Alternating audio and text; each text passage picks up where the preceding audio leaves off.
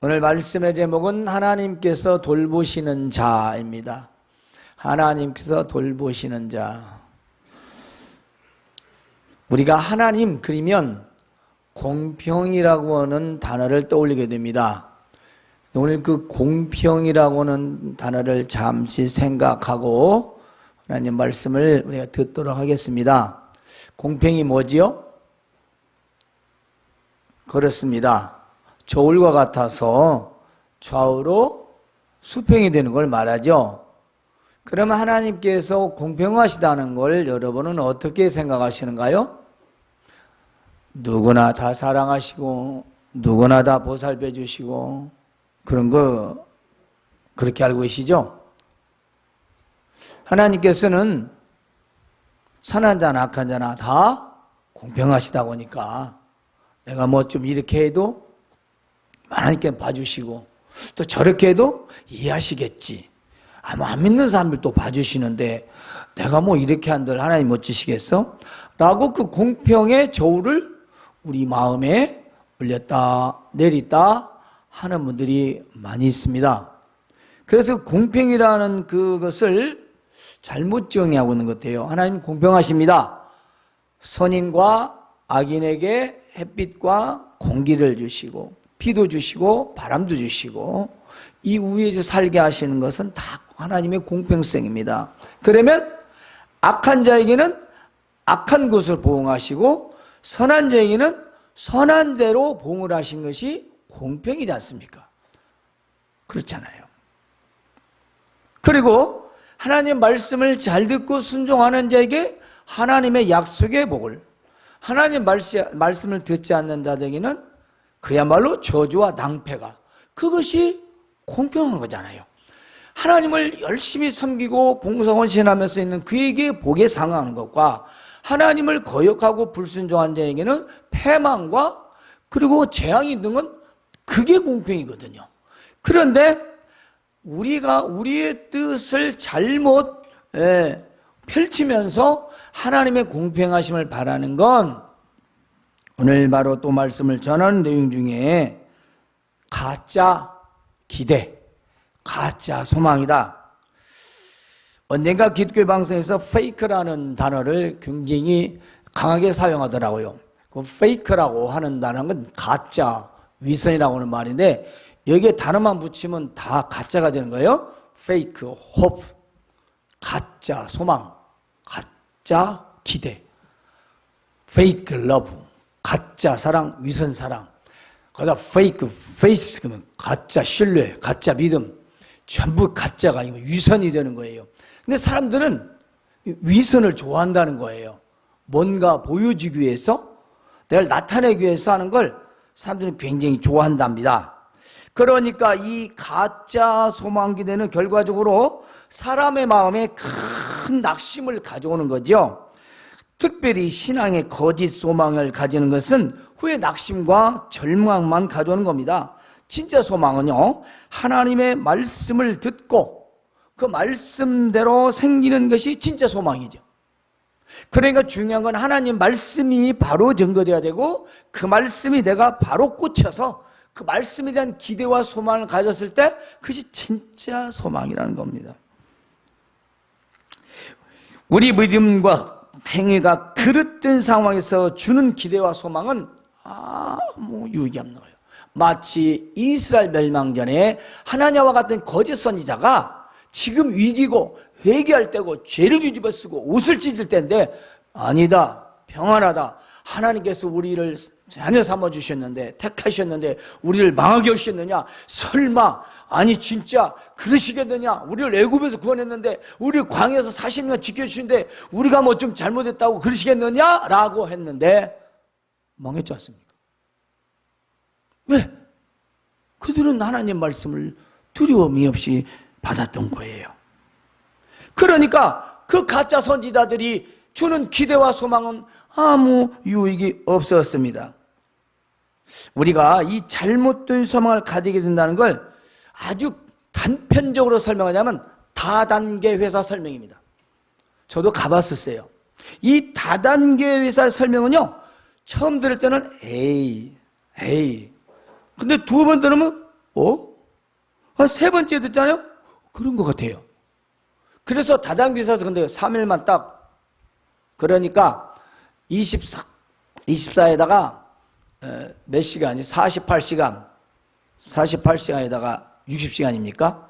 3일만 딱 맡겨놓으면 부자로 만들어준대요. 실제적으로 갔다 온다고 잘 친해요. 지금은 좀 뜸해서 잘 안 만나지만 그분이 거기를 갔었어요. 강남까지. 가서 교육받고더니 부자가 돼갖고 왔어요. 부자가. 이미 부자가 된 거예요. 자기가 그래요. 처음에 가서 의심하고 막 따지고 묻고 했는데 둘째 날, 셋째 날 가니까 점점 자기가 이미 부자가 돼 있는 거예요. 부자가 딱 돼가지고 와 설명을 하는데 엄청나요. 그러면서 그래요. 가짜인지 알고 갔다고. 왜 그런가 보려고 가봤다고. 그러면서 일주일 있으면 빠져나올 수가 없대요. 결국 그 회사 사람 된답니다. 그리고 거부가 아니라 거지가 되는 거죠. 왜?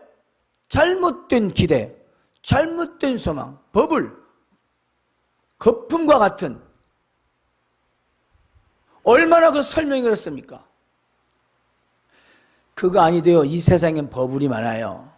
그리고 뻥이 많고요. 근데 사람들은 그 뻥과 거품줄 알면서도 설마?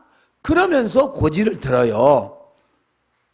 우리는요, 이 금방 갑부가 될 것 같은 이 소망, 이 기대가 결국은 수포로 돌아가서 빚더미에 앉고 주위 사람들을 피해주고 아픔과 고통만 남겨주는 건 우리가 뉴스도 보고 우리도 피부로 느끼는 거 하지 않습니까? 따라서 하나님께서 모든 사람을 공평하게 살피시지만 아무나 돌보시지는 않는다는 것입니다. 아무나 돌보시지 않아요. 누구나 사랑하시고 누구나 살피시는 하지만 아무나 돌보시는 건 아니에요. 이스라엘 백성들 가운데도 돌보실 자들만 돌보시는 겁니다. 그러니까 신실함도 없고 형식적인 신앙생활을 하면서 하나님의 돌보심을 기대할 수는 없다는 겁니다. 그건 자기 만족이죠. 자기 만족이에요. 누가 뭐라 하겠습니까마는 적어도 우리가 하나님의 자녀로서 오늘 이사야 선지자를 통해서 이 말씀을 통해 하나님께서 돌보시는 자는 어떤 사람을 돌보시는가를 전해 드리고자 합니다.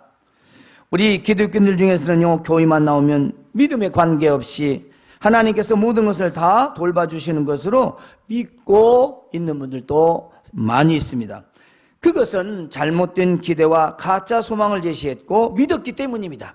사실 그분들 탓은 아니죠. 물론 부분적으로 성도들의 갈망이 있었기 때문에 그걸 제대로 했었는데 그 갈망과 소망을 다른 쪽으로 제시했던 메시지를 전한 자들의 책임도 큽니다. 따라서 오늘 진정한 하나님의 돌보심, 즉 하나님께서 좋아하시고 하나님께서 은혜를 베푸는 사람은 어떤 사람들인가 전해드릴 것입니다. 오늘 말씀은요, 간략히 제가 전해드리면 이렇습니다. 요약하자면 하나님께서 이사야 선지자를 통하여서 이스라엘 백성들에게 하시는 말씀이에요. 하늘은 나의 의자, 보좌, 내가 앉아 있는 곳이고 땅은 내가 발을 딛는 발판이다. 근데 너희가 나를 무슨 집을 짓겠다고 하는 것이냐? 그리고 내가 어디서 쉴 곳이 있다는 것이냐? 내가 이렇게 큰데 땅에 발 딛고 하늘에 의자인데 그렇게 큰 거대한 사람이라면 모형이 있는데 그런 모형을 넣을 곳이 어디가 있어요? 크기를 말하는 게라 하나님은 어느 장소에 사람 마음대로 가둬둘 수 없다는 거예요. 내가 우주를 만들었고 이 모든 것이 다 생기게 되었는데 너희들이 무슨 나를 위하여 집을 짓고 나를 위하여 무슨 안식처를 만들어 준다고 하느냐, 그 말씀이에요. 그러므로 나는 마음이 겸손하고 심령에 크게 뉘우치고 내 말을 두렵게 여기는 자를 돌봐줄 것이다. 그러나 자기 멋대로 행동하며 죄 짓는 일을 기뻐하는 자들은 소를 잡아 제사를 드려도 사람을 죽이는 것과 다름없으며 양을 제사로 드려도 개의 목을 꺾음과 같으며 그들이 소제로 드리는 돼지의 핀을 드리는 것과 같다.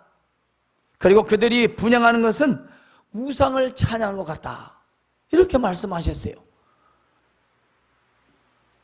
따라서 내가 그들이 받을 형벌을 택하고 재앙을 택해서 그들이 무수하는 재앙을 보낼 것이다.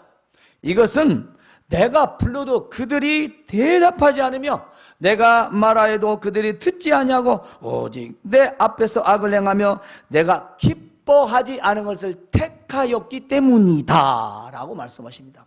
하나님께서 내가 기뻐하는 걸 택하지 아니하고 네가 좋은 걸 택하셔야 하기 때문에 내가 이렇게 너희들에게 재앙을 택해서 보낼 것이다.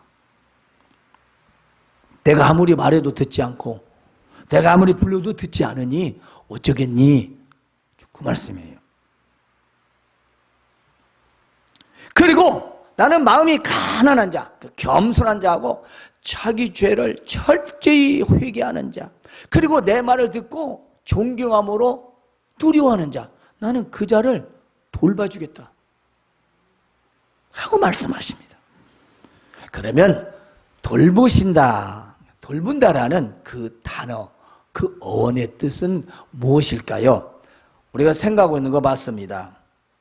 돌봐주는 거죠. 잘 살피는 거죠. 그런데 이런 뜻이 있습니다. 먼저는 기쁨, 호감, 그러니까 마음의 기쁨과 호감을 가지고 주목하는 거예요. 주목, 유심히 보는 겁니다. 부모가 아이가 한두 살 때, 3살 요즘에 미운 짓 한다니까, 한두 살 먹었을 때 예쁜 짓 할 때 얘가 막 놀잖아요. 막 겨우고 일어섰다 넘어지고 깔깔깔 웃고. 그럼 부모가 어째요? 계속 여기가 레이더를 완전히 세우고 그 아이를 탁 먼 얘기를 하다가도 전부 한쪽 눈은 그 아이에게 다가 있는 거예요. 귀도 한쪽 균이지고 한쪽 균이지고 눈도 한쪽, 전부 다 반절씩 나눠져 가지고 그 촉각이 뭐는 레이더가 그 아이에게 탁 써요. 그리고 무슨 일도 그 아이한테 보면 빵긋 웃어줍니다. 엄마가. 그리고 왜죠? 내 새끼니까. 그리고 그 아이가 뭐 나오면 다 반응을 해요. 아무리 옆에 친구가 와도 반응은 이쪽에 이쪽은 건성이고 이 아이한테는 계속 하는 거. 이 아이한테 신경 쓰는 거예요. 왜? 그 아이가 내 자식이고 내 기쁨이고 내 복이고 이 아이를 관심을 갖고 바라보는 겁니다. 그래서 이 아이가 어떻게 될까 봐 온갖 신경이 다 써지는 거예요. 그래서 그 아이가 보호를 받는 거 아니겠습니까? 그 호의를 말하는 거예요. 그 기쁨을 말하는 거예요. 그 주목을 말하는 거예요. 하나님께서 돌보신다는 말은 그냥 돌보심이 아니라 기쁜 마음으로 딱 마음을 보고 어이구 이것이 어찌까? 아이고 어찌까? 하고 이게 무슨 일이 있을까? 아이고 어쩌 이러면서 관심과 주목 아주 유심히 바라보시는 걸 말합니다. 그러니까 이 말을 다른 말로 하면 하나님이 좋아서 기뻐서 바라보시고 아이고 이놈은 선물을 좀 사줘야겠네. 이놈은 용돈을 좀 줘야 되겠구만. 아이고 너는 재물이 필요하구나. 너는 돈을 줘도 잘 사용하겠어. 너는 출세를 해야 돼. 넌 좀 박사 좀 되라. 하나님께서 그렇게 하신다는 거죠. 왜냐 너는 그걸 줘도 잘 감당하겠어. 너는 어찌 그렇게 좀 나를 좋게 하느냐. 이게 돌보심이에요. 우리가 생각하는 것처럼 간단한 돌보심이 아니라 하나님이 기쁨과 호감과 나를 좋아해서 어쩔 줄 모르고 유심히 관심을 가지고 주목하면서 레이더처럼 어디를 가든지 돌봐주신다는 겁니다. 그러면 구체적으로 어떤 사람을 그렇게 레이더를 굽고 그렇게 일거수일투족 다 돌봐주실까? 첫 번째, 마음이 가난한 자. 마음이 가난한 자. 우리 초등학생 마냥 따라서 한번 봅시다. 마음이 가난한 자. 다른 말로 따라서 합시다. 겸손한 자. 다른 말로 따라 합시다. 꼭 따라 하십시오. 하나님만 찾는 자. 네. 아이를 키워본 사람 다 알죠? 아기가 부모지 근데요 나한테만 와야 되는데 내가 오르면 안 가고 타나에 가나 하면 내가 보니까 막 볼기를 막 때리더라고. 이유 없이. 가만히 보니까 아니 이게 내 새끼인데 나한테는 잘 안 오고 다른 사람에 가니까 이쁨받아도 괜히 질투가 나는 거예요. 미운 거예요. 왜 그러죠? 내 자식이니까. 나만 따라야 되잖아요. 나만 따라야. 근데 남은 잘 따르는데 나를 따르지 않아요. 무슨 말씀이냐면 하나님의 백성이요, 하나님의 자녀요, 우리가 예수 믿는 자라면 이 마음이 가난하다라는 말은 하나님만 찾는 거예요. 다른 걸 찾을지는 몰라요. 이게 하나님만 찾으니까 가난한 거예요. 마음속에 다른 건 없고 딸랑 그거 하나만 있는 거예요. 여기에 내 생각도 있고 내 판단도 있고 내 지식도 있고 내 경험도 있고 내 아는 것들이 많아야 되는데 그게 있긴 있는데 그건 없어. 그것만 꼴랑 하나님만 찾는 거예요. 그러니까 마음이 가난하죠. 여기에 내 것으로 가득 차 있어야 되는데 내 것은 있으나 없는 것 같고 하나님만 찾는 겁니다. 우리가 다른 말로 표현하죠. 자, 하나님을 우리가 이렇게 찾는다라는 말은 마음이 가난은 반대가 뭐죠? 마음이 부자죠. 그러잖아요. 가난의 반대는 부자니까. 그러면 겸손의 반대는 교만이잖아요. 그러니까 우리가 겸손한 걸 말하는데 세상에서 말하는 일반적 겸손도 필요해요. 우리가 외적으로 그리고 상냥하고 더 마음을 낮춰서 나보다 남을 더 낮게 여기는 것은 기본이죠. 그것도 중요해요.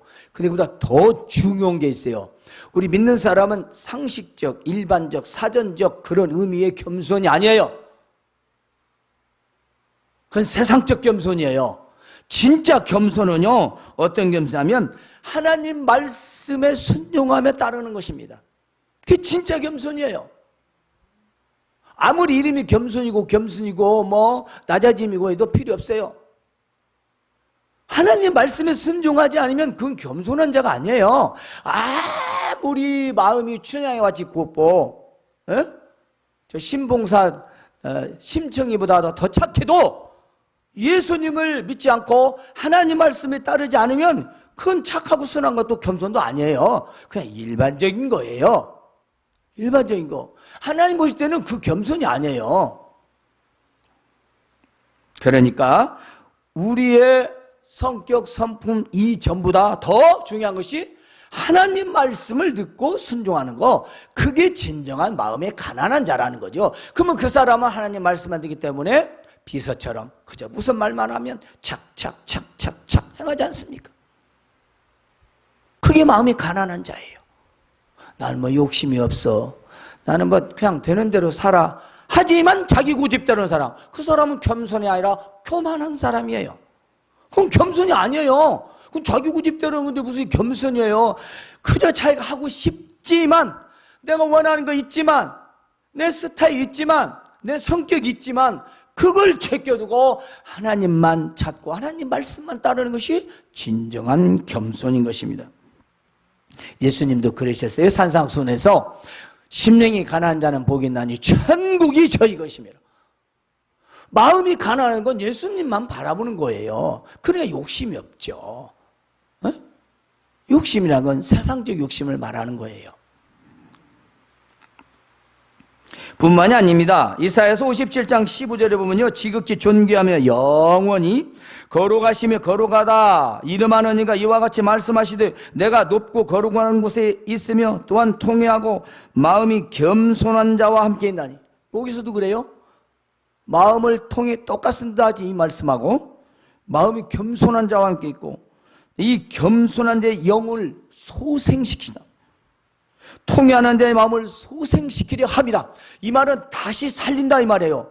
그러니까 심령이 가나여 하나님만 찾는 자, 하나님만 바라보는 자, 하나님 말씀에 순종하는 자는 그 영혼이 힘들고 고통스럽고 괴로울 때 그걸 소생시켜준다, 다시 살려주신다는 것입니다. 절대로 그 실망과 절망과 좌절하며 죽게 내버려 두지 않는다는 것입니다. 왜냐? 하나님만 찾고 하나님만 바라보기 때문인 것입니다.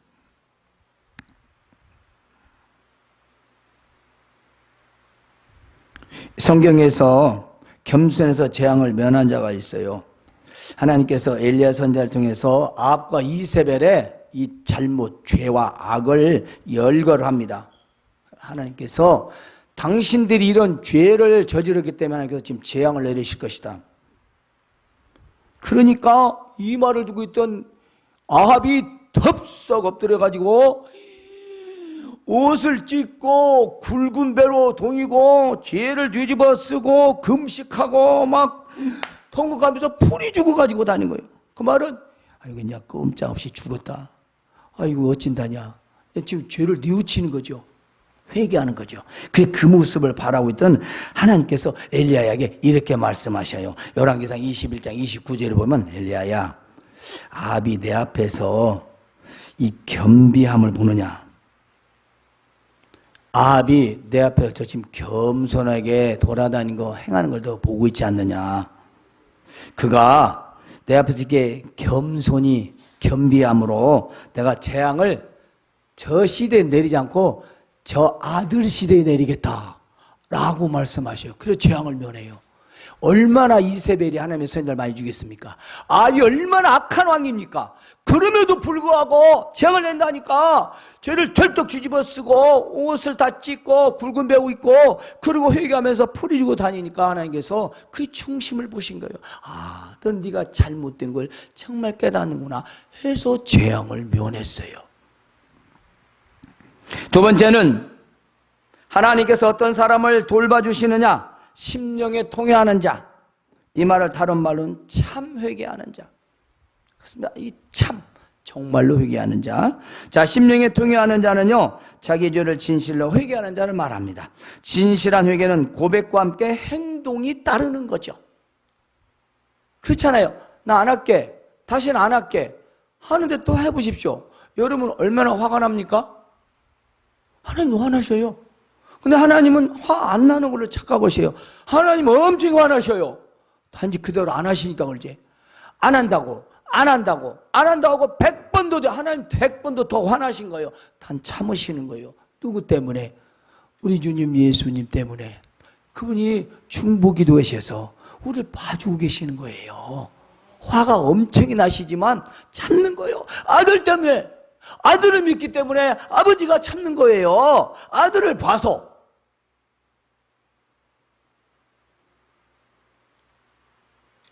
하나님께서 이처럼 심령에 참여하게 하는 자를 기뻐하시고 좋아하시고 은혜를 베푸신데요. 성경에 보면 신약성경에 정말 회개하여 복을 받은 자가 나오죠. 그 대표적인 예가 삭개오입니다. 삭개오가 예수님이 오신다는 소식을 듣고 뽕나무 위에 올라갔어요. 예수님이 지나가면서 이렇게 바라보시고 삭개오야 내려와. 내가 오늘 네 집에서 좀 유하여야 되겠다. 좀 머물러야 되겠다. 그러니까 좋아가지고 주여 내가 있는 재산 내가 절반을 내가 가난한 자들에 다 주겠습니다. 그리고 내가 만일 잘못 거둔 세금 또 혹은 내가 강취 내가 나쁜 방법을 써서 돈을 받은 거 있으면 4배로 갚아주겠습니다.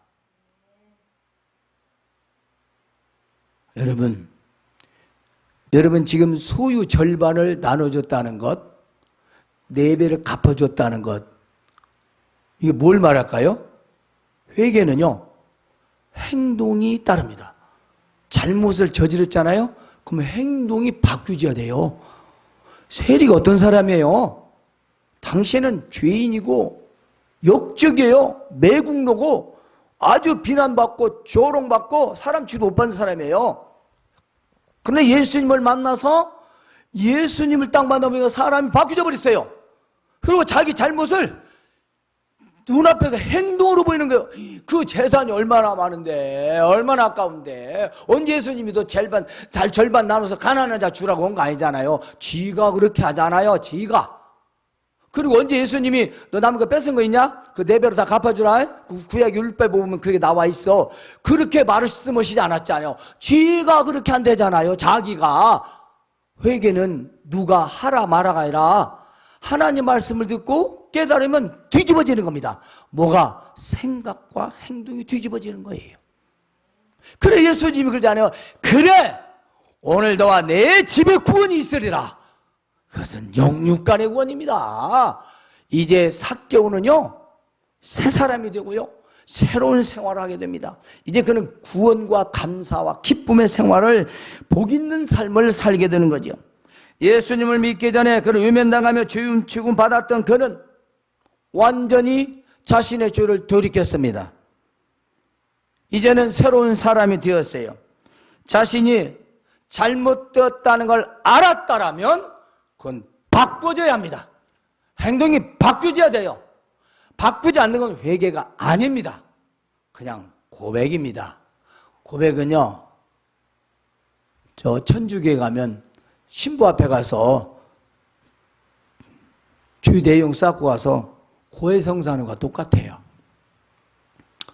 그건 회개가 아니에요. 그냥 회개의 고백일 뿐이에요. 용서? 성경에는 그런 거 안 써 있어요. 없습니다. 그것은 왜냐? 우리가 바뀌어졌다는 것 동시에 용서가 되는 거예요. 이미 우리 용서 받았다. 내가 진짜로 회개했다. 그럼 행동도 고쳐지고요. 그리고 우리는 달라진 사람이 되는 거예요. 적어도 예수쟁이가 되는 거죠. 우리가 완전 완벽한 그런 인간 유능이 아니라 적어도 예수쟁이는 된다는 것입니다. 예수꾼이 되는 거예요. 예수 믿는 사람이 되는 거예요. 그게 정상계가 아니겠습니까? 그렇죠. 이렇게 통회했던 세리삭개오는요 예수님께로부터 구원의 축복을 누리게 됩니다. 이제 우리가 세 번째 중요한 게 있습니다. 하나님의 돌보시는 자 세 번째는요 말씀을 듣고 떠는 자입니다. 이 말은 말씀을 듣고 존경하여 두려운다는 겁니다. 그냥 무서워서 발발발발 떠는 게 아니고 너무 그 말씀이 너무 존경스러워서 그 말씀을 두려움으로 받는다는 거예요. 자, 하나님 말씀을 듣고 떤다는 것은 무서움, 두려움보다 존경하는 마음에 갖는 경외심을 말하는데요. 이 말씀은 하나님 말씀을 듣고 신뢰함으로 마음에 받아들이며 지킬 수밖에 없는 존경심과 두려움 말해요. 그러잖아요. 우리 여러분 이를 말하죠. 아, 그거 참 안 할 수도 없고 이런 표현을 합니다. 안 할 수가 없고 안 할 수도도 없고 안 할 수가 없고는 달라요. 안 할 수도는 거의 마음이 없는데 체면서 하는 겁니다. 안 할 수가 없다. 이건 정당하다. 우리 마음에 안 할 수가 없는 거예요. 안 할 수도가 없는 게 아니라 안 할 수도는 불만이 있는 거예요. 그러니까 형식적인 거죠. 근데 안 할 수가는 이건 할 수밖에 없다. 맞다. 그래 진짜야. 도와 갓사이. 우리의 믿음이 하나님 말씀을 듣고 안 할 수도 없어. 그건 지금 불만이 겁나게 많은데 그냥 하는 거예요. 근데 안 할 수가는 아니에요. 이건 해야만 한다. 말씀이다. 맞다. 하나님 명령이다. 순종해야 된다. 안 할 수가 없는 마음을 말합니다. 하나님 말씀 들었을 때 맞아. 맞는 거야. 그럼 해야지. 그게 말씀 듣고 떠나져요. 아이고란 게 아이고 무서워. 뭐 덜덜덜덜 떨고 어떻게 돼요? 그것은요. 그 태도가 맞지 않는 거죠. 그건 뭔가 큰 죄를 진 거예요. 그것은. 예. 그건 해결 일이지 떨 일이 아니에요. 하나님 말씀을 두고 떤다는 건 존경심이 반드시 들어요. 그 앞에는 옳다, 맞다, 바르다. 이것이 전제되어야 돼요. 맞기 때문에, 옳기 때문에, 정의롭기 때문에 지켜야 한다, 행해야 된다. 맞다. 바로 그걸 말하는 거죠. 아이고 벌 받는데야. 그게 아니에요. 매가 있다는 건 앞에 잘못이 있다는 거죠. 재앙이 있다는 건 죄가 있다는 겁니다. 때문에 우리가 존경하며 마음에 두려움을 갖는 것이 떠는 것이다. 하나님께서는 이렇게 하나님 말씀을 듣고 존경하며 두려운 자를 돌보신다는 것입니다. 한 가지 예만 드리겠습니다.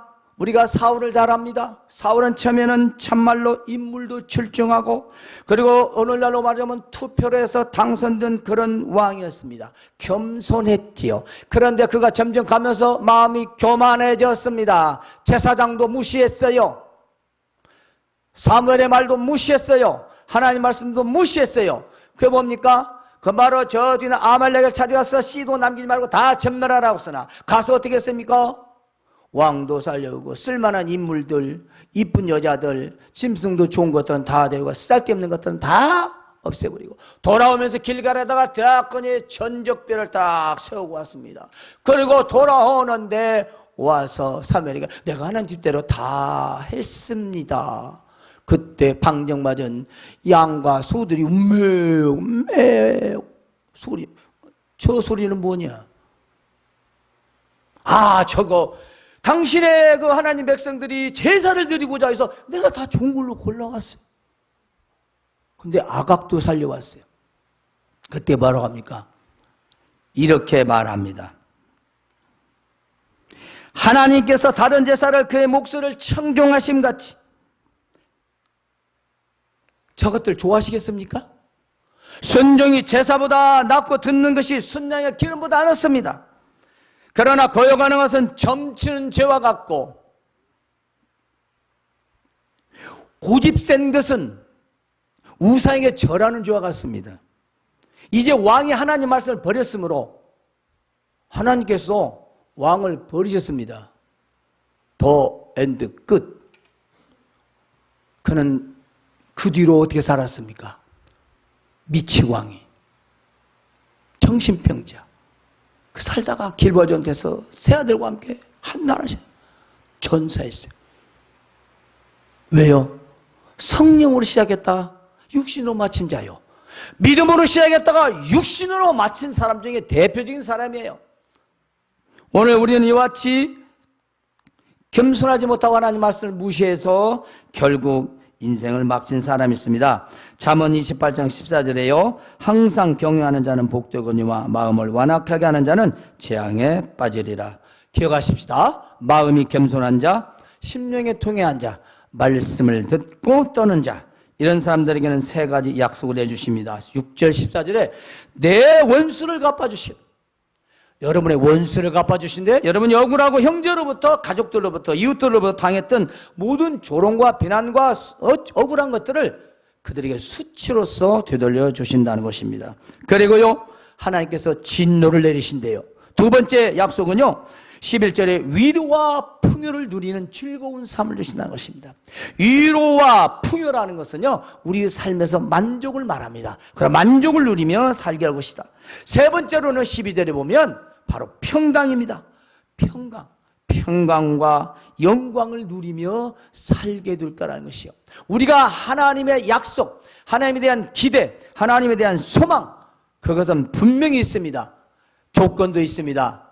마음이 겸손한 자, 정말 회개하는 자, 하나님 말씀을 듣고 떠는 자, 이 사람에게는 하나님께 돌보시는데 내 원수도 갚아주시고 이 땅에서 만족을 누리며 살게 하시고 이 땅에서 평강과 영광을 누리며 살게 해주다고 66장 전체뿐만 아니라 신약성경, 구약성경 전체가 다 약속하고 있습니다. 오늘 이런 하나님의 돌보심이 여러분과 함께 하시기를 주님의 이름으로 축원합니다. 하나님 우리 아버지 감사합니다.